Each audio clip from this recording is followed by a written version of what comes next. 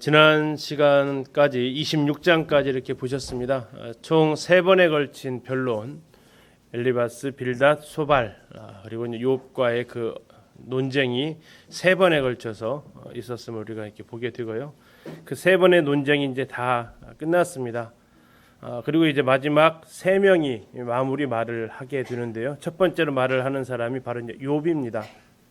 욥의 최후 진술을 하게 되고 욥의 진술이 끝나면 엘리후가 두 번째 진술을 하게 됩니다.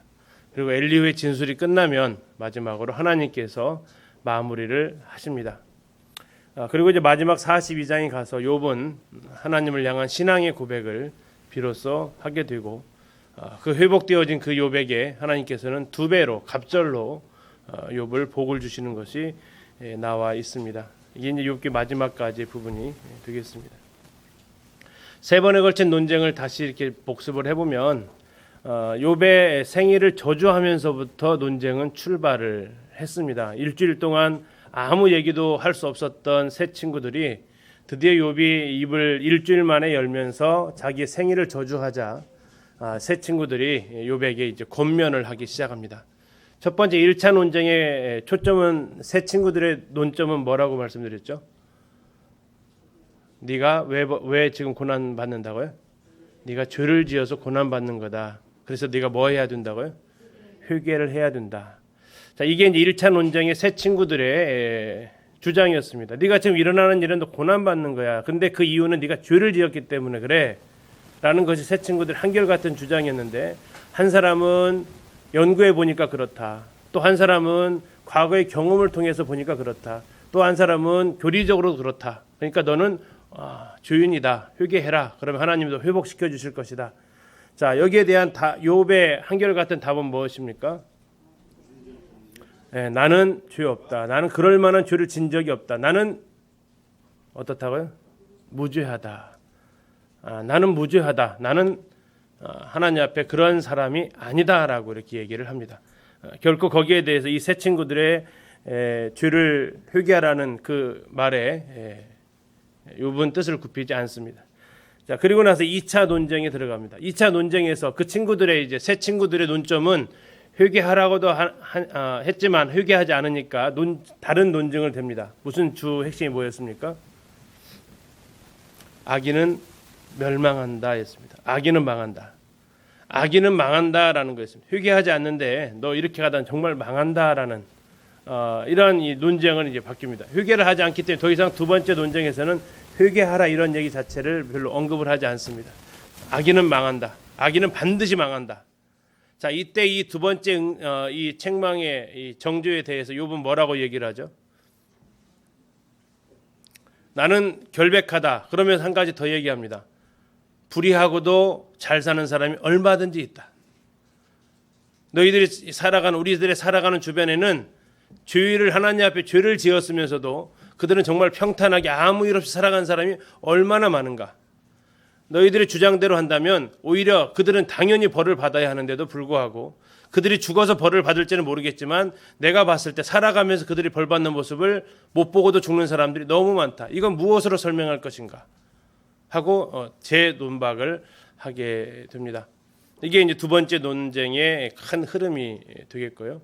그리고 나서 이제 세 번째 논쟁 마지막 마무리 발언이죠. 마무리 발언을 하면서 이제 마지막에는 이 소발은 더 이상 입을 열지 않고 엘리바스하고 빌닷만 이야기를 합니다. 그들의 마지막 최후 증언은 뭡니까? 뭐 하라는 거죠? 어쨌든 너 회개해야 된다라는 겁니다.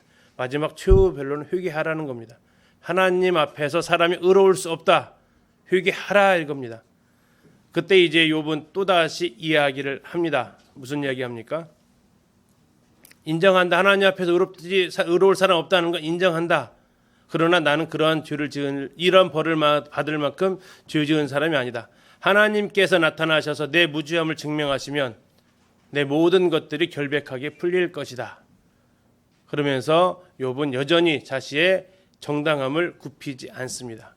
그렇게 하면서 세 번째 논쟁이 이제 마무리가 됩니다. 소발이 아무 말도 하지 않자 욥은 이제 27장부터 본격적으로 자기의 최후 진술을 하게 됩니다. 자, 27장 성경을 좀 펴셔서 같이 이렇게 좀 보시겠습니다. 27장에서부터 31장까지가 욥의 5장에 걸쳐서 진술을 하는데요. 여전히 그 흐름은 비슷합니다. 내가 의롭다라는 것을 나는 부정할 수 없다. 내가 죄인이라는 것을 나는 절대 인정할 수 없다. 그리고 그러나 나는 하나님의 지혜와 명철을 찬양한다. 그분이 나타나시기만 하면 다 될 거다. 나타나시게 되려는 기대하고 하나님이 나타나셔서 하시는 일과는 좀 포인트가 다르지만 어쨌든 하나님이 나타나시면 해결이 돼요. 근데 하나님이 나타나셔서 욥은 어떻게 해결되기를 바랬어요? 자신을 높여주기를 바랬어요. 하나님이 나타나시면 내 무죄함을 들어서 이 친구들 앞에서 입증을 하셔가지고 정말 내가 정당하다라는 것을 하나님께서 인정해 주기를 바라는 하나님의 나타나심이었어요. 그런데 하나님께 나타났을 때 욥은 그런 자세를 취할 수가 없었죠. 그러면서 29장부터 욥은 29장에서는 과거를 회상을 합니다. 그때는 단어를 많이 나와 있어요. 찾아보겠습니다. 그리고 30장에서는 지금의 현재의 자신의 모습을 표현합니다. 그리고 이제는 이라는 단어가 또 많이 나오고 있습니다. 마지막 31장에서 그의 최종 변론은 나는 무죄하다. 그리고 하나님은 나는 경유한다. 경유함의 목적은 다르다고요. 이 목적이 뭐라고요? 나를 무죄하다고 인정하실 것이니까. 이게 이제 그의 하나님을 향한 경유심의 의도였습니다.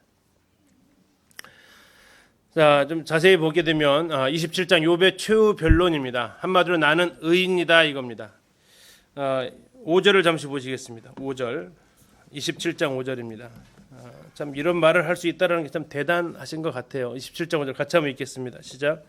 나는 결코 너희를 옳다 하지 아니하겠고 내가 죽기 전에는 나의 온전함을 버리지 아니할 것이라. 이게 온전하게 살겠다라는 의지가 아니고요. 이게 무슨 의미라고요? 나는 무죄하다라는 것을 나는 절대 포기할 수 없다라는 겁니다. 차라리 내 목에 칼이 들어와도 내가 억울하고 죄가 없다라는 것을 나는 굽힐 수 없다. 죽인다고 해도 나는 내가 죄인이라고 내 입으로 내가 말할 수는 없다라고 그는 강하게 이야기를 합니다. 그러면서 하나님을 향해서 이렇게 얘기합니다. 27장 2절입니다. 하나님 어떻게 표현합니까? 나의 정당함을 물리치신 하나님. 두 번째는요. 나의 영혼을 괴롭게 하신 전능자. 나의 영혼을 괴롭게 하신 전능자. 한번 생각 한번 해보세요. 힘이 있고요. 착해요. 그러면 문제가 돼야 안 돼요. 자, 힘이 있는데 악해요. 그러면요. 심각해지죠. 근데 힘이 없는데 악하면요. 그럼 별로 문제 안 돼요. 힘도 없는 것이 뭐. 근데 지금 욥에게 있어서 하나님 어떤 존재란 얘기예요? 힘이 있는데 나한테 악하단 말이에요. 그러니까 이게 그 얘기는 굉장히 이게 감당이 참 어려운 상황이란 얘기예요. 성도님들에게 하나님 어떤 하나님이세요? 27장 2절에서 쓴다면 나의 하나님 어떤 하나님이신가요? 선하시면서 능력이 있으신 하나님인지 아니면 그 능력으로 나를 괴롭게 하시는 하나님인지 때로 왜 이렇게 나한테만 그러시지 하는 그런 하나님인지 욥이 말하는 것 나의 정당함을 물리치셨습니다. 하나님이. 그리고 그 능력으로 그 전능함으로 나를 괴롭게 하셨습니다. 나는 무죄한데. 이게 욥이 하고 싶은 말입니다. 그러면서 비교를 합니다. 악인하고 자기를 비교를 해요. 나의 원수 나를 치는 자는 환난이 닥쳐 부르짖어도 하나님이 듣지 않으십니다. 악인이 하나님께 받을 분깃이 무엇입니까? 포악자가 전능자에게 받을 산업이 무엇입니까? 악인의 후손, 악인의 재물을 거기에 어떤 일이 임할 겁니까? 그러면서 얘기하는 것은 나는 악인과 그럼 뭐하다는 얘기예요? 다르다라는 얘기예요.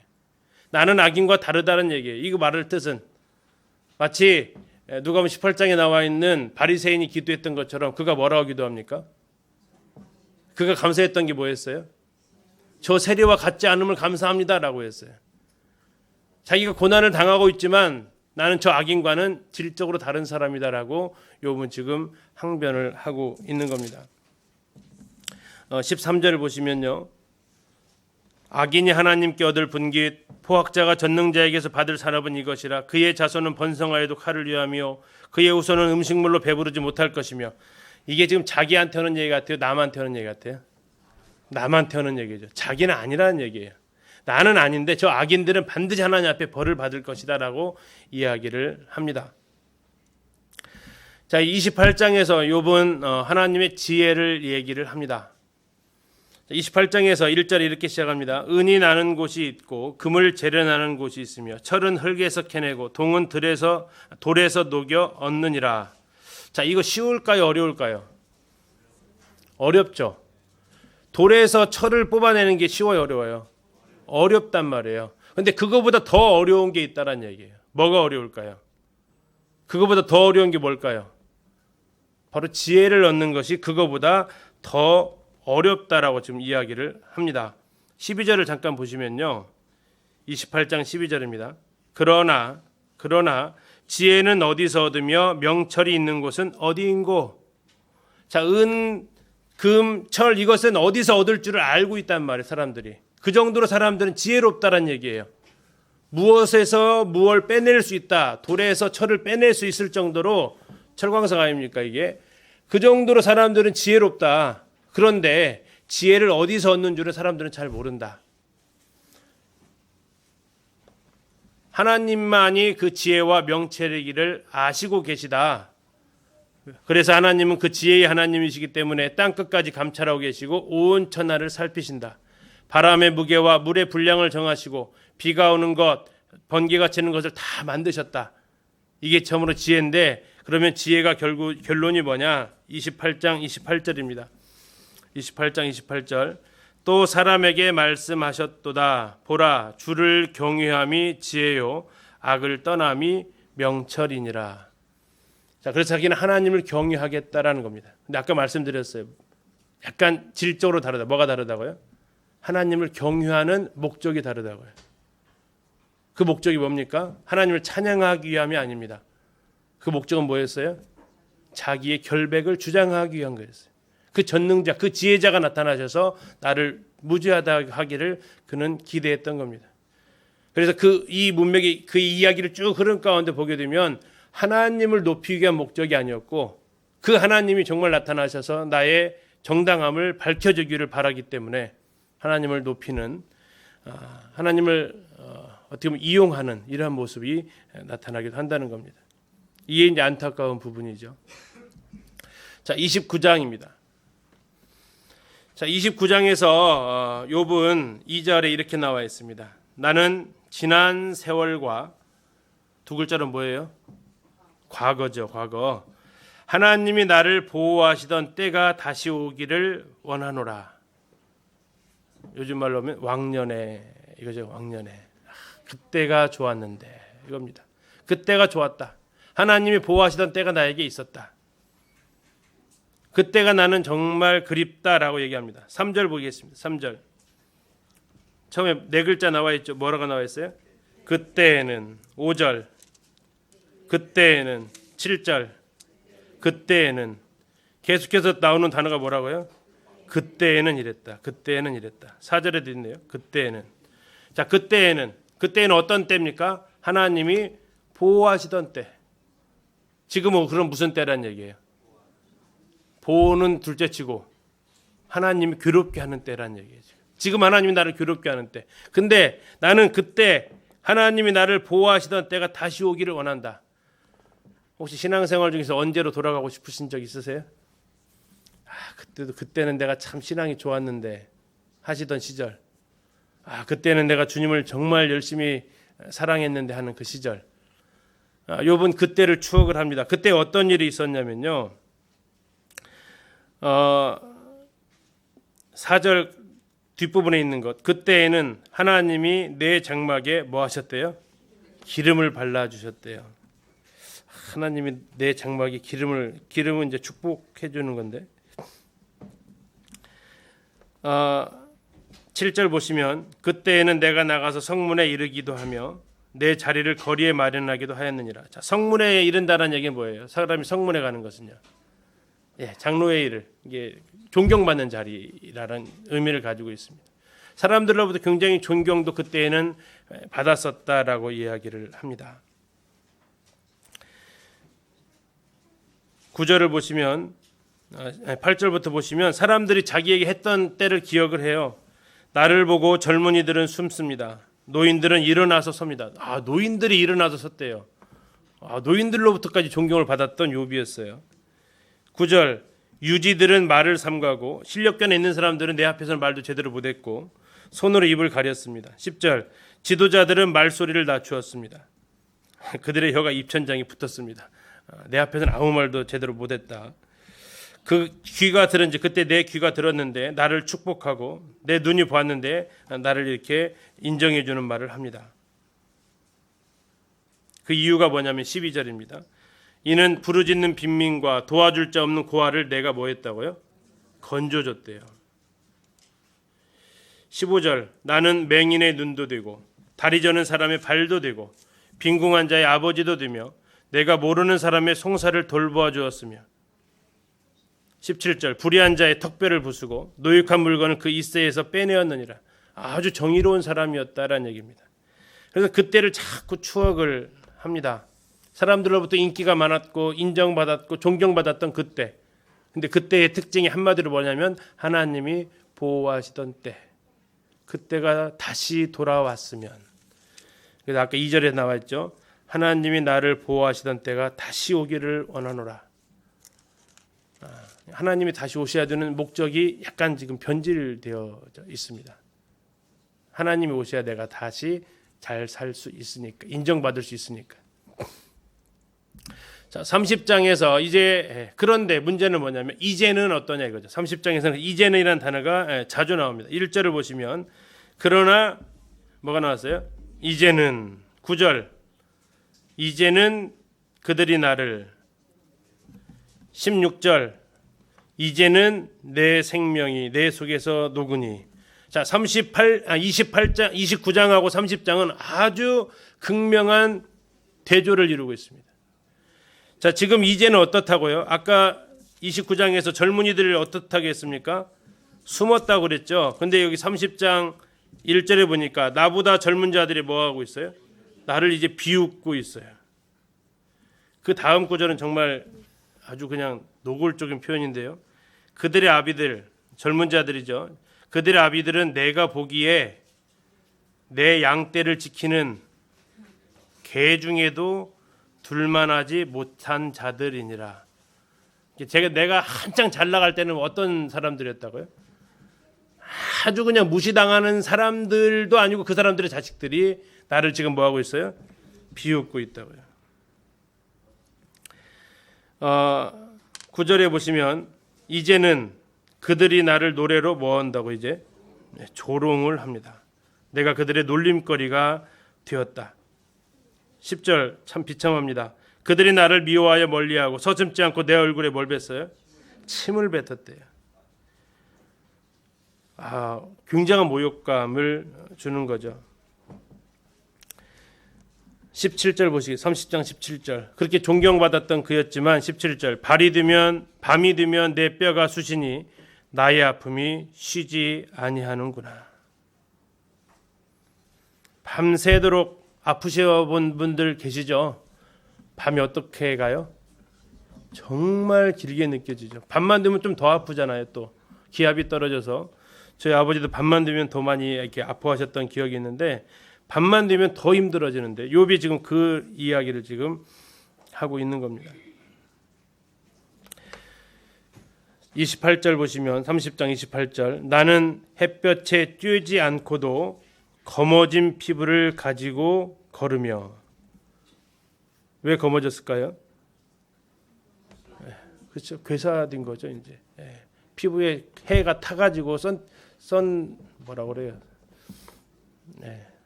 그 상태가 아니고 피부가 이제 죽어가가지고 종기로 터져가지고 죽어가가지고 아주 이제 까맣게 되어진 그런 상태를 얘기합니다. 29절에 뭐라고 하냐면 나는 이리의 형제요 타주의 버시로구나. 짐승 수준으로 내려갑니다. 30절 나는 덮고 있는 피부는 검어졌고 내 뼈는 열기로 말미암아 탔구나. 내 수금은 통곡이 되었고 내 피레는 애곡이 되었구나. 29장과 30장은 너무나도 극명하게 과거의 모습과 현재의 모습이 이렇게 오버랩이 되어져 있는 모습입니다. 차라리 처음부터 어려웠으면 어렵게 지내는 것이 괜찮지만 잘 나가다가 어려워지면 그 고통은 훨씬 더 심해지죠. 자, 이제 31장에서 욥은 무죄를 주장을 합니다. 여기서 많이 나오는 단어는 만일 뭐뭐 했더라면, 만일 이겁니다. 다시 말해 여기서는 무슨 얘기하냐면 정말 내가 죄를 지었다라면 내가 이렇게 벌 받는 거 그래 괜찮아 라는 얘기입니다. 다시 말하면 무슨 얘기예요? 내가 이렇게 벌 받는 것은 도저히 있을 수 없는 일이야 라고 항변하고 있는 거예요. 자, 만일이 되게 많이 나와 있는데요. 5절 나와 있습니다. 5절 찾아보시죠. 만일 나와 있죠. 다음에 7절 만일 내 기름이 그래 떠났거나, 9절 만일 내 마음이 여인에게 유혹되었거나, 13절 만일 남종이나 여종이 나와 더불어 쟁론할 때 내가 그의 권리를 저버렸다면, 19절 만일 내가 사람이 의복이 없이 죽어가는 것이나 가난한 자가 덮을 것이 없는 것을 못 본 채 했다면, 20절 만일 나의 양털로 그의 몸을 따뜻하게 입혀서 그의 허리가 나를 위하여 복을 빌게 하지 아니하였더라면, 21절 만일, 24절 만일, 25절 만일, 26절 만일, 뒤로 가셔서 38절 만일, 39절 만일, 계속해서 만일 내가 뭐뭐 했다라면 하면서 만일 뭐뭐 했다라면은 다시 말하면 되돌려 말하면 뭐예요? 나는 그런 적이 없다라는 얘기예요. 만일이 만에 하나 하잖아요. 만 가지 중에 한 번도 나는 그런 적이 없다라는, 전혀 나는 그런 적이 없다라는 얘기예요. 또 하나 그 만일과 비슷하게 쓰여진 것이 내가 언제라는 단어가 쓰여져 있는데요. 16절을 보시면 내가 언제 가난한 자의 소원을 막았거나 이게 나와 있습니다. 다음에 29절에 내가 언제 나를 미워하는 자의 멸망을 기뻐하고 그가 재난을 당함으로 즐거워하였던가. 33절 내가 언제 다른 사람처럼 내 악행을 숨긴 일이 있었던가. 34절 내가 언제 큰 무리와 여러 종족의 수모가 두려워서 대문 밖으로 나가지 못하고 잠잠하였던가. 자, 만일 나는 그런 적이 없고 내가 언제 그랬었냐. 자신의 무죄를 계속해서 그가 주장합니다. 자, 그러면서 욥이 찾고 있는 사람이 있는데요. 누구를 찾고 있냐면 35절 보시면 욥이 찾고 있는 사람이 있습니다. 같이 한번 읽겠습니다. 31장 35절 시작.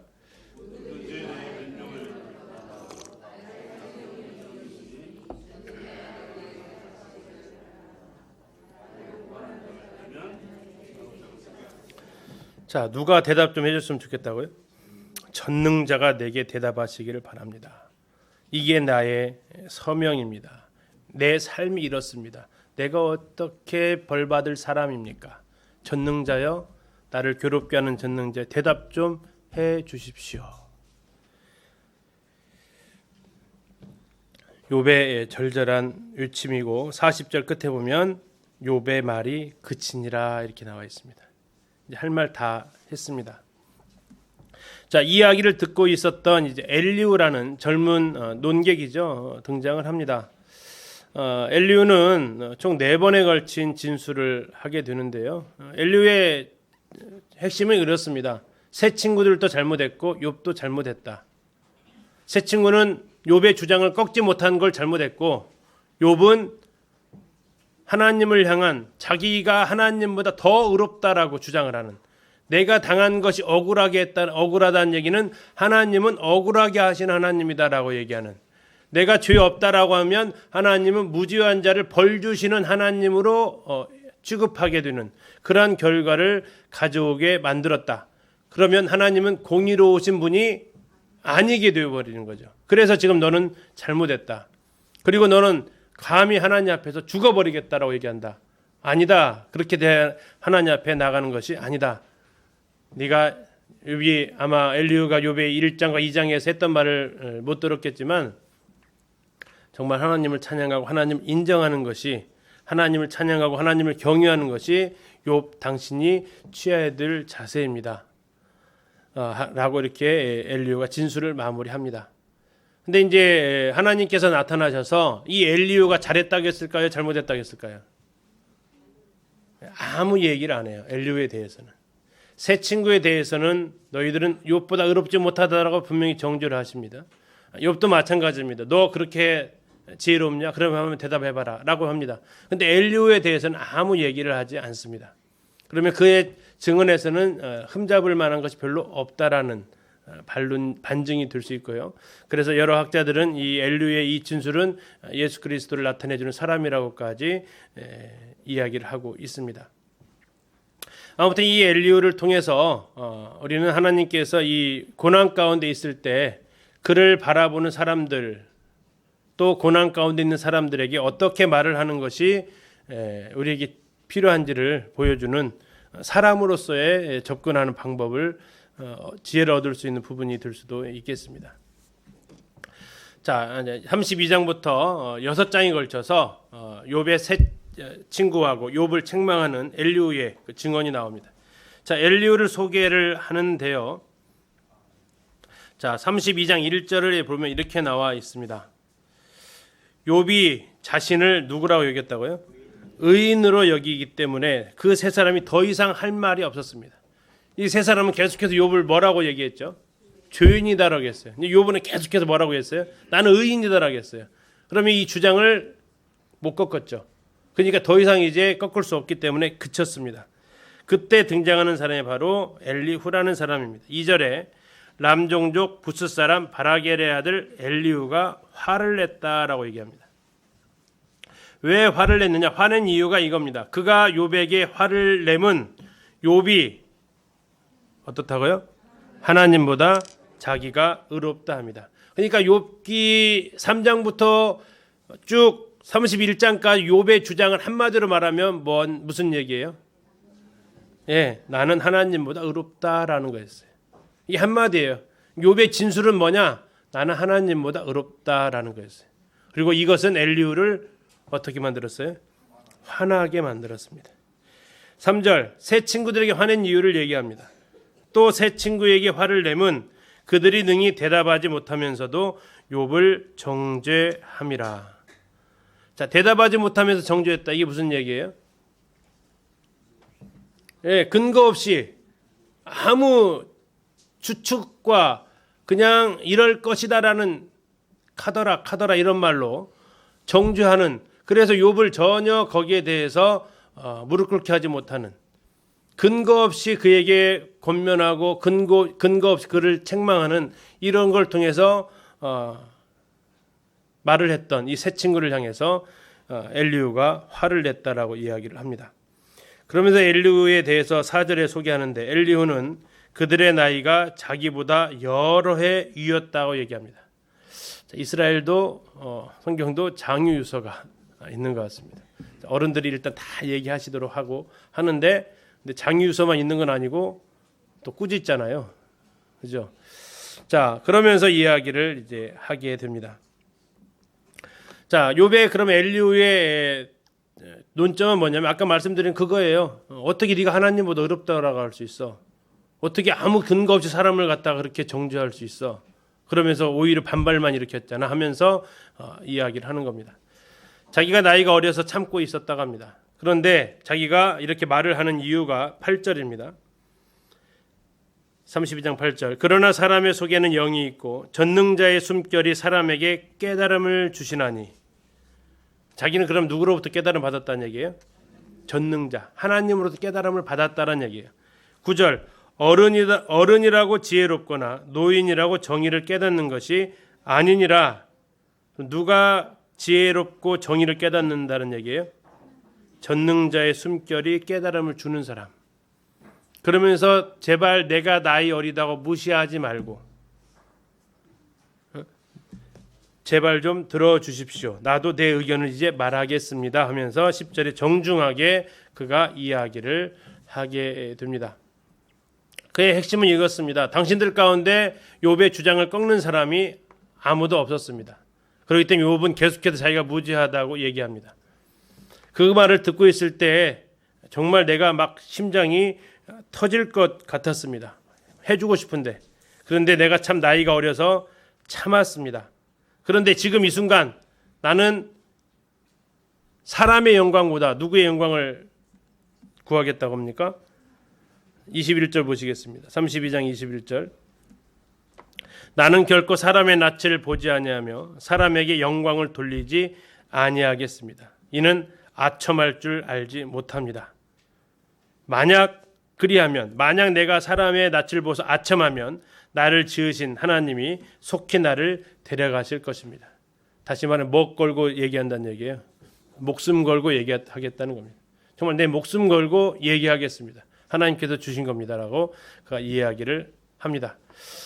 자, 무슨 말을 하려고 이렇게 서두가 기냐라는 거죠. 도대체 무슨 말을 하려고 이렇게까지 장황하게 서론이 꽤 길었죠.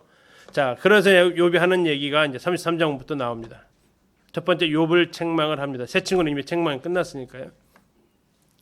욥이여 제발 내 말에 좀 귀를 기울여 보십시오. 당신이 지금까지 했던 말들은 전부 다 의롭지 못한 말들입니다. 자, 33장 9절 보시면 당신 이런 말을 했습니다. 이르기를 나는 깨끗하여 악인이 아니며 순전하고 불의도 없거늘 참으로 하나님이 나에게서 잘못을 찾으시며 나를 자기의 원수로 여기사 내 발을 착고에 채우시고 나의 모든 길을 감시하신다 하였느니라. 이게 지금 욥이 지금까지 했던 말의 요약본입니다. 나는 깨끗하고 악인이 아니고 순전하고 불의도 없다. 하나님이 나한테 잘못을 찾았다는 얘기는 뭡니까? 어떨 때 찾으세요? 잘 뛰일 때 찾아요? 안 뛰일 때 찾아요? 안 뛰일 때 찾잖아요. 하나님께 나를 어떻게 한 거예요? 압수수색 하신 거죠. 지금 안 나오니까 막 찾을 때까지 막 찾아서 결국 나를 이렇게 털어서 못난 나를 사람 없은 것처럼 그렇게 나를 지금 하셨다라고 지금 당신이 말씀을 하셨습니다. 자, 거기 그것은 정말 잘못됐는데 12절 내가 그대에게 대답하리라 이 말에 그대가 의롭지 못하다. 왜? 하나님은 사람보다 크심이니라. 13절 하나님께서 사람의 말에 대답하지 않으신다 하여 어찌 하나님과 논쟁하겠느냐. 자, 이게 대전제입니다. 내가 하나님 앞에 말했는데 하나님 대답하지 않는다고 거기에 대해서 내가 하나님 앞에 항변하거나 논쟁할 자격은 없다. 그것은 하나님을 누구랑 비슷하게 여기고 있다는 증거입니까? 나랑 비슷한 존재를 여기고 있다는, 하나님에 대한 접근 자세가 일단 잘못됐다. 그런데 그러면 하나님이 답변하지 않았느냐?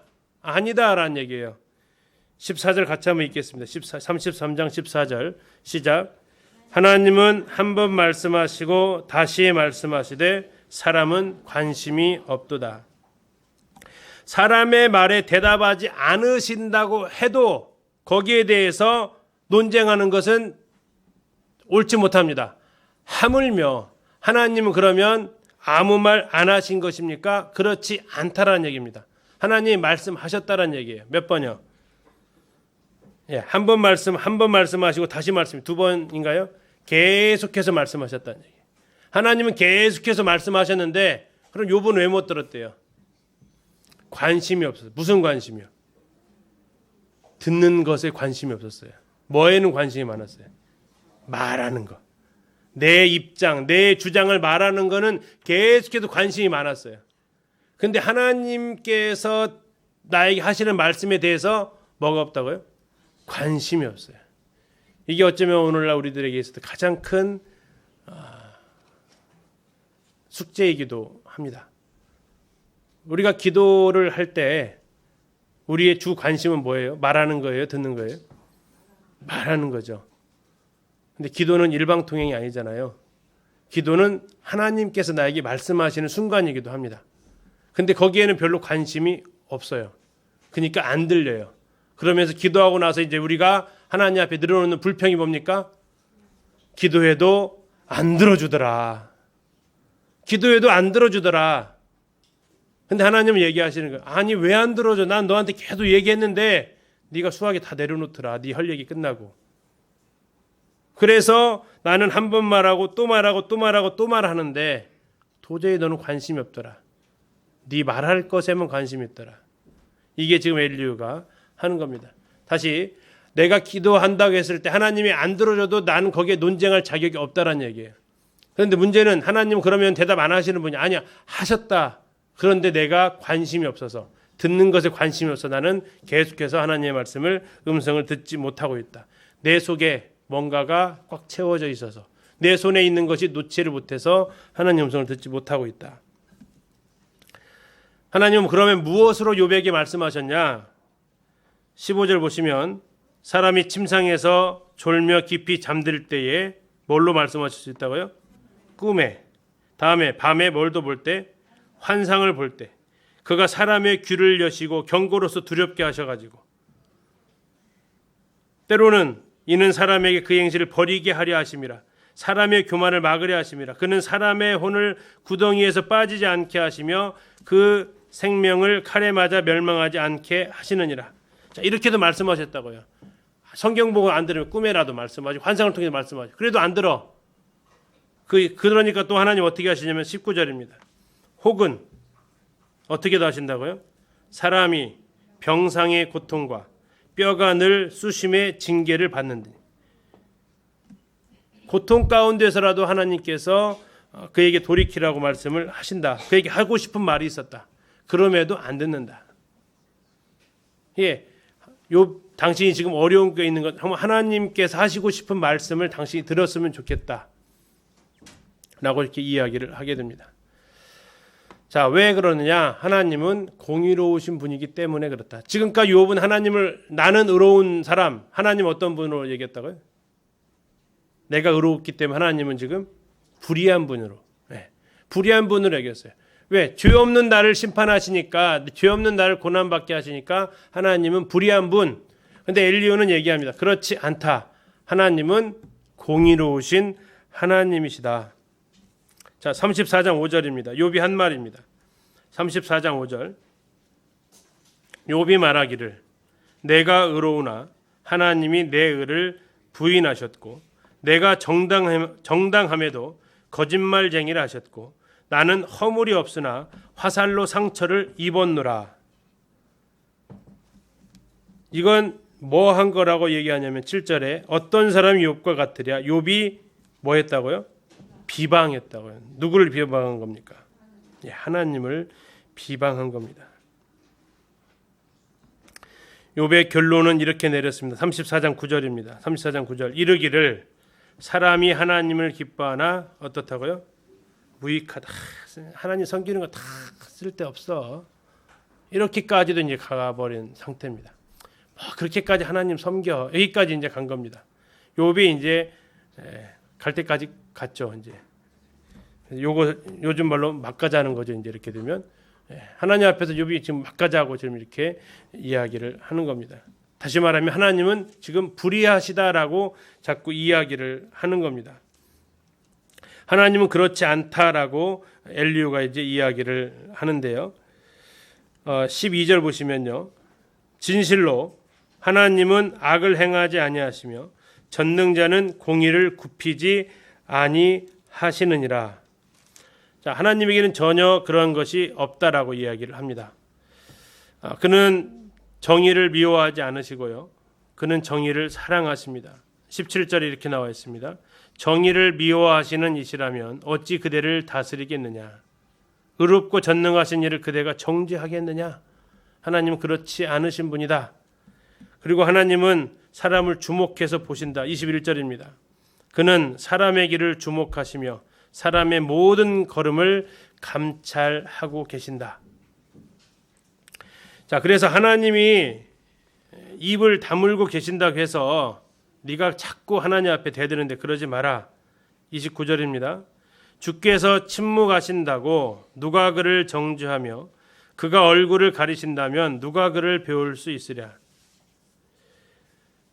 그래서 욥이 당신이 지금까지 한 말은 하나님을 당신 수준으로 생각을 했고 결국 하나님을 정죄하고 비방했는데 35절입니다.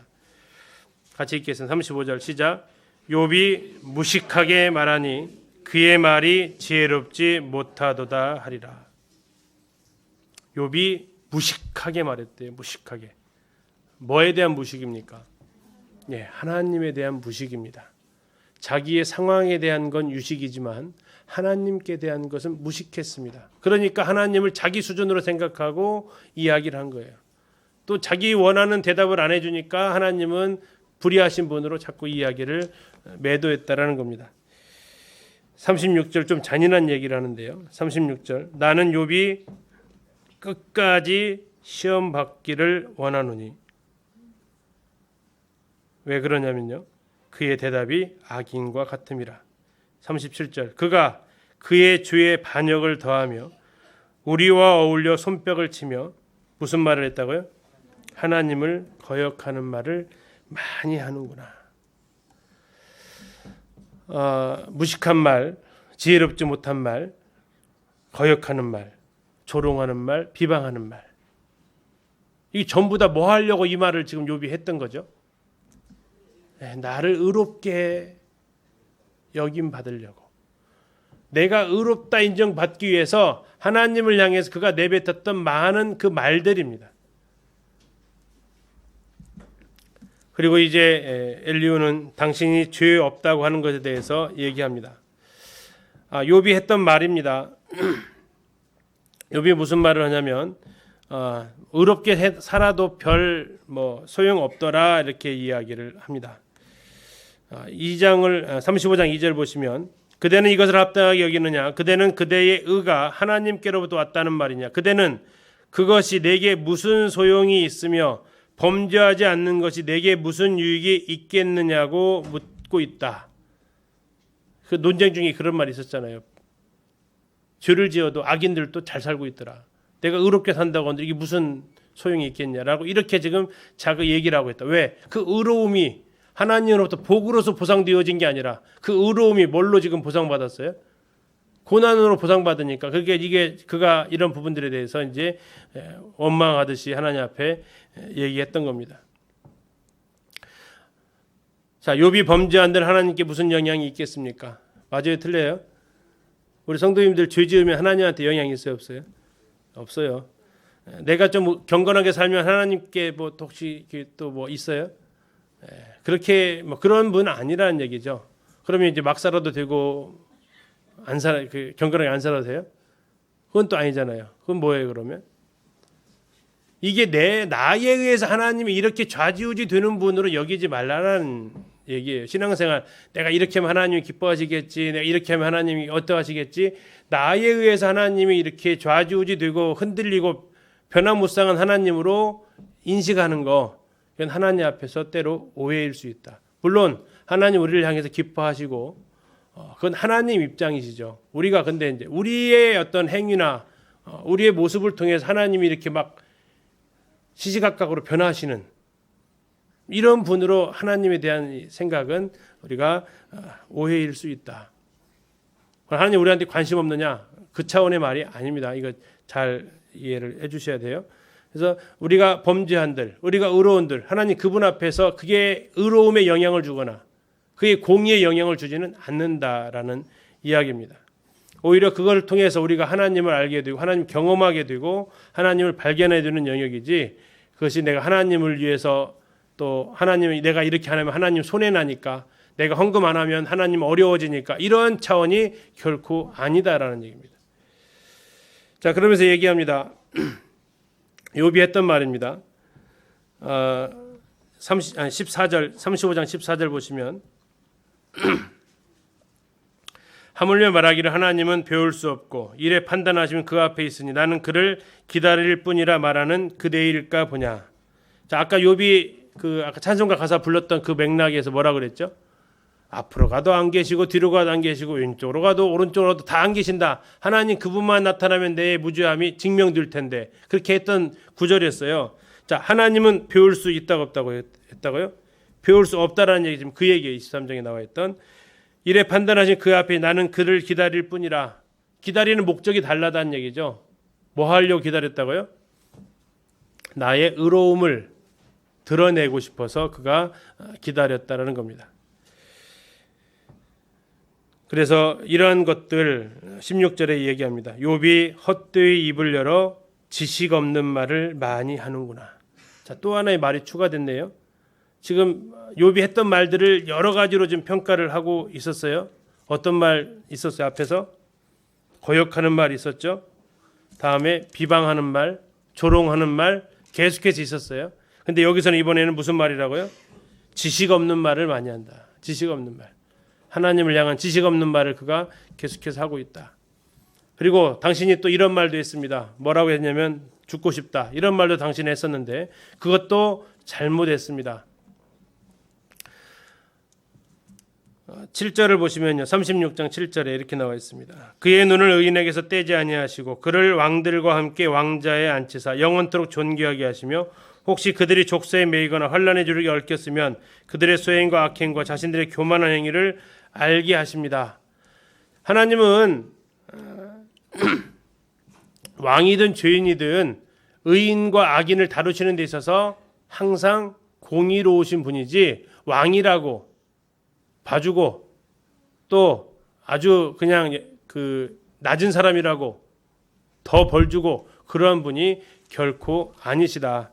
하나님께서 고난을 허락하시는 때가 있는데 고난을 허락하신 이유 중에 하나가 뭐라고요? 뭐 하기 위해서요? 예. 깨닫게 죄를 깨닫고 교훈을 듣게 하시기 위해서 하나님께서 이런 일들을 허락을 하신다고 말씀하고 있습니다. 그 고난을 당하는 이유 중에 하나가 10절 보시면 그들의 귀를 열어 교훈을 듣게 하시며 명하여 교훈의 죄악에서 돌이키게 하시기 위해서 하나님께서 이러한 일들을 허락하시기도 한다. 그런데 문제는 뭐냐면 13절입니다. 마음이 경건하지 아니한 자들은 하나님이 그렇게 할 때 어떻게 한다고요? 분노를 쌓고 하나님이 속박할지라도 도움을 구하지 않는다. 하나님 앞에 나오지 않더라 이겁니다. 그래서 욥을 향해서 이제 권면합니다. 당신이 이제 어떻게 해야 되는지 이야기하겠습니다. 자, 이제 당신이 할 일이 있습니다. 18절. 그대는 뭐 하지 않도록 조심하라고요? 분노하지 않도록 당신 조심하십시오. 분노하지 않도록 조심하십시오. 크게 막 화를 내거나 이러기 하지 않도록 조심하십시오. 하나님께서 고난을 닥쳐왔을 때 우리가 막 거기에 힘들어 가지고 악을 바라는 이런 일들 하지 마십시오. 두 번째 20절. 그대는 뭐 하지 말라고요? 밤을 사모하지 말라. 밤을 사모하지 말라는 것은 뭡니까? 죽으려고 하지 마라. 정말 죽고 싶을 만큼 힘들 때도 있으시잖아요. 그때도 얘기하는 겁니다. 죽을 생각하지 말아라 라고 이야기를 합니다. 그러면서 이제 그는 해야 될 일이 있습니다. 24절입니다. 그대는 하나님께서 하신 일을 기억하고 높여라. 잊지 말아라. 인생이 그의 일을 찬송했다 하면서 이제 창조주 하나님이 어떠하신 분인지 물의 순환 원리, 천둥 번개에 대해서 이야기를 하시게 됩니다. 자, 이제 엘리후의 마지막 진술입니다. 욥을 향해서 이야기합니다. 하나님의 위대하심을 높입니다. 천둥과 번개를 보라. 그의 놀라운 음성과 큰 일을 행하심을 봐라. 얼음과 눈, 비와 바람, 구름과 번개. 자, 창조과학이 나오기 시작합니다. 창조주 때 하나님께서 하셨던 일들을 이야기를 하고 있습니다. 그리고 하나님의 섭리를 그가 깨닫기를 바라고 있습니다. 하나님을 경외하고 하나님을 스스로 지혜롭다 하는 모든 자는 하나님께서 무시하십니다. 37장 24절. 그러므로 사람들은 그를 경외하고 그는 스스로 지혜롭다 하는 모든 자. 여기 누가 들어가죠? 그럼요? 욥이 들어가죠. 어떻게 하신다고요? 무시하신다. 그래서 너에게 할 일은 내가 스스로 지혜롭다라고 하는 게 아니라 욥은 지금 스스로 지혜롭다, 스스로 의롭다라고 얘기하는 그렇게 하는 게 아니라 너는 하나님을 경외해야 한다. 왜 그러냐면 22절에 뒷부분에 하나님께는 두려운 위엄이 있느니라. 예, 하나님을 경외한다라는 것들을 우리가 생각해 볼 필요가 있겠습니다.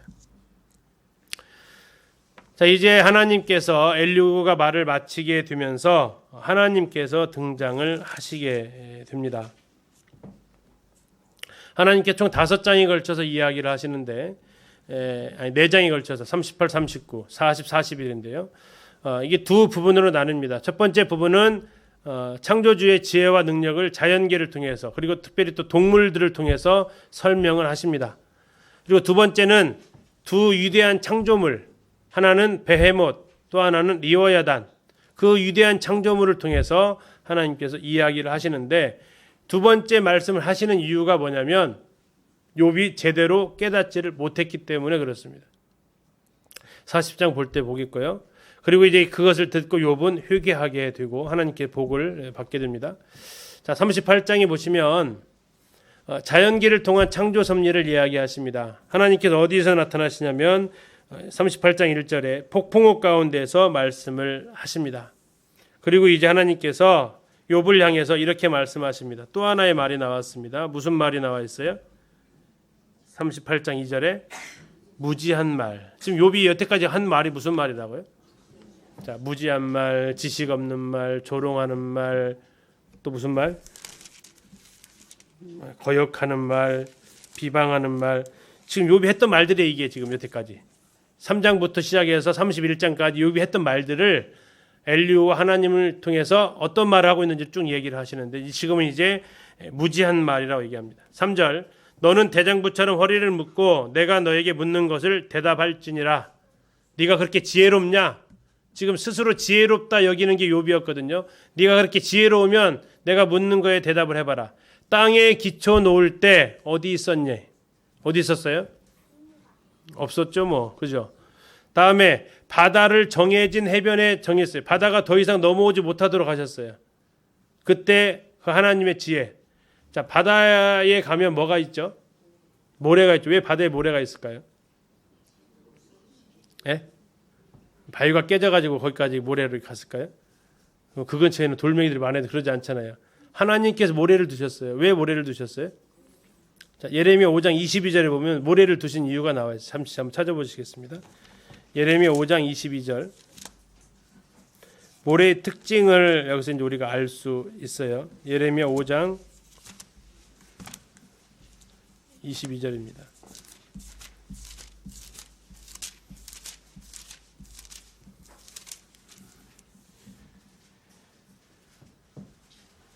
자, 5장 22절 여호와의 말씀이니라 너희가 나를 두려워하지 아니하느냐 내 앞에서 떨지 아니하겠느냐. 그 다음 읽겠습니다. 시작. 내가 모래를 두어 바다의 한계를 삼되 그것으로 영원한 한계를 삼고 지나치지 못하게 하였으므로 파도가 거세게 이나 이것을 이기지 못하며 뛰노나 그것을 넘지 못하느니라. 그것은 지금 모래를 못 넘는다는 얘기예요. 한번 혹시 과거를 잘 아시는 분은 그 바닷가에 모래가 아니고 진흙이 있다거나 이러면 어떤 일이 벌어질 것 같으세요? 물이 왔다가 빠질까요? 안 빠지게 돼요. 그럼 이제 어떤 일이 벌어질지 상상을 한번 해보세요. 하나님께서 모래를 두신 이유가 바로 이런 원리 때문에 해안가에다 모래를 두셨다는 거지. 저 진화론자들처럼 바위가 깨지고 돌멩이 깨지고 해가지고 거기까지 간 것이 설명 자체가 안 되죠. 자, 다음에 아침, 바다의 근원과 죽음의 세계와 땅의 너비, 광명과 흑암, 눈곡간, 우박창고, 폭우, 우레, 비와 이슬, 얼음이 맺히고 서리가 얼고, 다음에 묘성과 삼성, 별자리가 때에 따라서 이렇게 12궁도라고 하죠. 이게 돌아다니고 북두성이 있고 하늘에 궤도가 있고 번개가 치고 지혜가 있고 숱하게 슬기가 있고 이런 것들을 다 이야기를 하시는데 대답을 해요? 못해요? 못해요. 39장 동물계를 통해서 또 이야기를 쭉 하십니다. 사자가 뭘 먹는지, 까마귀는 어떻게 먹는지, 산념소 어떻게 새끼 베고 암사슴 어떻게 애기 낳는지, 들나귀는 어떤 습성이 있고 또 타조는 알을 그렇게 왜 이렇게 멍청하게 낳는지, 타조가 어떻게 알 낳는지 아세요? 아세요? 이따 잠깐 보여드릴 거예요. 타조가 어떻게 알을 낳냐면 무식하게 낳아요. 정말 무식하게 낳는데 타조가 달리기는 어때요? 말이 빨라요? 타조가 빨라요? 말이 빨라요? 타조가 빨라요? 이따 알려드릴게요. 이런 것들을 쭉 얘기를 하는 거예요. 그러면서 여기에 대해서 욥이 대답을 해요? 못해요? 못해요. 자, 40장에 나와 있는 그의 대답이 걸작이에요.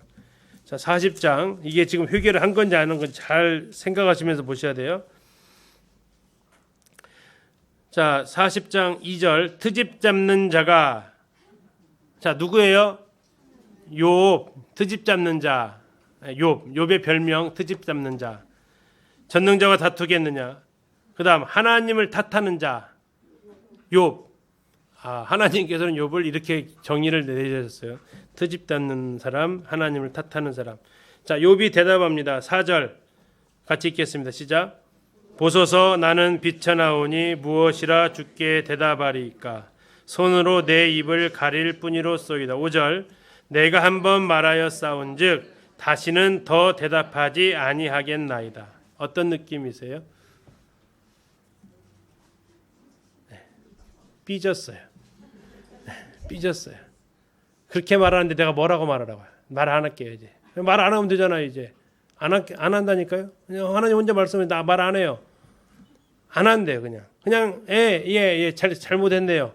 트집 잡는 사람이라고 잘못했네요. 그냥 말씀하세요. 안 할게요. 이 정도의 이게 회개가 아닌 회개를 지금 했어요. 이건 회개 안 한 거예요. 우리가 이제 호세에서도 그런 비슷한 장면이 나와요. 호세에서도 막 하나님 앞에 나아가자고 하면서 회개한 것처럼 보이는 구절이 있어요. 오라 우리가 여호와께로 돌아가자. 그가 우리를 찢으셨다고도 싸매실 것이며. 와 회개했다. 아니요, 그거 입술의 회개예요. 그것은 거짓된 회개예요. 저 뒤에 가야 회개가 진짜 나와요. 지금 여기서 욥이 F학점 맞았어요. 하나님에 대해서 제대로 그가 인정을 못했어요. 그러니까 하나님께서 다시 이야기합니다. 이게 또 다시 그러면서 얘기하시죠. 7절 너는 대장부처럼 허리를 묶고 내가 너에게 묻겠으니 내게 대답할지니라. 아까도 그랬죠. 38장 3절에서 너는 대장부처럼 허리를 묶고 내가 너에게 묻는 것을 대답할지니라. 다시 F학점 나와서 다시 7절 너는 대장부처럼 허리를 묶고 내가 너에게 묻겠으니 내게 대답하라. 왜 F학점이냐면 8절에서 그 증거를 대고 있어요. 8절 같이 읽겠습니다. 시작. 네가 내 공의를 부인하려느냐 네 의를 세우려고 나를 악하다 하겠느냐. 지금 욥의 아까 했던 그 말들 말 안 할게요. 이제 안 한다니까요. 그 말이 지금 어떤 태도라고요? 하나님 인정 안 하는 태도라는 얘기예요. 자기 의를 아직도 내려놓지 않고 있다라는 태도예요. 그러면서 하나님을 지금 악하다고 얘기하는 거예요. 지금 워낙 그 크신 분이 얘기하니까 정말 어쩔 수 없어가지고 그냥 입 다무는 거지. 사람 같았으면 또 아마 욥의 새 친구가 이렇게 얘기했다면 된창 한번 퍼부었겠죠. 근데 하나님이 하니까 차마 말을 못하고 알았어 말 안 할게 하고 있는 거지. 그의 마음속 중심은 뭐예요? 하나님을 향해서 악하다고 말하고 있는 거예요. 그러면서 이제 10절에 쭉 이야기를 하기 시작을 합니다. 15절에 보니까 누가 나와 있냐면 베헤못이라는 거대한 짐승이 나옵니다. 예전에 개역 한글에서는 이게 뭐로 나왔어요? 하마로 나왔죠. 근데 하마가 아닌 것이 무엇 때문에 하마가 아니래요? 백향목 같은 꼬리.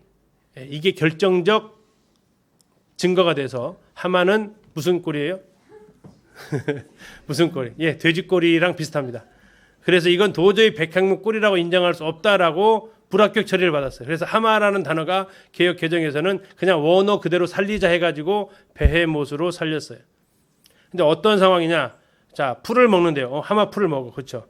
힘이 허리에 있어요. 맞아요. 허리 힘이 있어요. 뚝심이 배에 힘줄에서 여기까지 괜찮아요. 근데 여기서 걸렸다고요. 백향목 같은 꼬리. 이따 확인 한번 잠시 할까요? 2교시 때. 자, 놋광 같은 뼈, 쇠 막대기 같은 뼈대. 뭐 같아요? 공룡입니다. 공룡.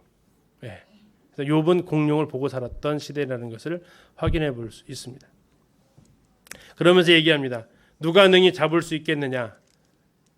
이 짐승을 다스릴 수 있겠느냐? 이런 걸 무슨 의문문이라고 그래요? 국어 시간에 수사 의문문. 잡을 수 있다 없다? 다스릴 수 있다 없다? 근데 이걸 누가 만드셨다고요? 하나님 만드셨다. 이것도 네 마음대로 좌지우지하지 못하면서 나랑 지금 네가 하겠다는 거냐? 41장 이번에는 또 다른 짐승이 나오는데요. 41장 1절 리워야단입니다. 리워야단. 바다괴물로 나와 있습니다. 왜냐하면 낚시로 끌어낼 수 있겠느냐라고 이야기를 합니다. 노끈으로도 밧줄로도 갈고리로도 잡을 수 없다. 잡으려는 시도를 엄두도 내지 못하고 보기만 해도 어떻다고요? 보기만 해도 어떻다고요? 기가 질려버리는 동물입니다. 잡으려는 엄두도 못 낼 뿐만 아니라 보기만 해도 그냥 겁에 질리는 동물. 그런데 네가 이것도 감당 못하면서 그것을 지은 나에게 반응하느냐. 그것의 용맹함, 늠름한 체구, 다음에 겉가죽 턱, 이의 틀, 즐비한 비늘, 그가 재채기하고 눈에 입에서 뭐가 나와요? 그의 입에서 뭐가 나와요? 자, 19절 보시겠어요? 41장 19절. 그것의 입에서는 뭐가 나온다고요? 횃불이 나오고 불꽃이 튀어나오며. 그럼 이게 뭐예요? 용이 되겠죠. 거북선 아니고요. 용이 되죠. 용. 아주 두려운 동물입니다. 입에서 횃불이 나오냐. 불을 뿜어내니까. 다음에 20절. 그것의 콧구멍에서는 연기가 나오니. 불을 뗐으니 연기 나오겠죠. 그죠? 예. 마치 갈대를 태울 때에 솥이 끓는 것과 같구나 라고 얘기합니다. 그의 목덜미, 탄탄한 살, 돌처럼 튼튼한 가슴, 뭐 칼, 창, 투창, 화살촉, 그에게는 아무 쓸데없는 무용지물, 세상에 비할 것이 없고 두려워하는 대상도 없어요. 모든 교만한 자들에게 군림하는 왕이다라고 얘기해요. 근데 이게 하나의 하나님의 지으신 하나의 그냥 피조물일 뿐이다라고 이야기를 합니다. 자, 그러니까 이 이야기를 딱 하니까 42장 1절입니다. 주 욥이 여호와께 대답하여 이릅니다. 이제 진짜 회개합니다. 하나님이 어떠하신 분인지를 그가 봅니다. 주께서는 못하실 일이 없사오며 무슨 계획이든지 못 이루실 것이 없는 줄 아오니. 3절. 자, 무슨 말로요? 자기가 스스로 이제 인정을 했어요. 회개는 어디서 나온다고요? 내 잘못을 인정하는 것에서부터 출발을 해요. 근데 아까 40장 한번 보세요. 40장 보셨을 때 그가 하는 이 말은 그냥 정말 입술일 뿐인 회개예요. 입술 뿐인 회개. 근데 여기서는 구체적으로 얘기를 해요. 나는 무지한 말로 이치를 가렸습니다.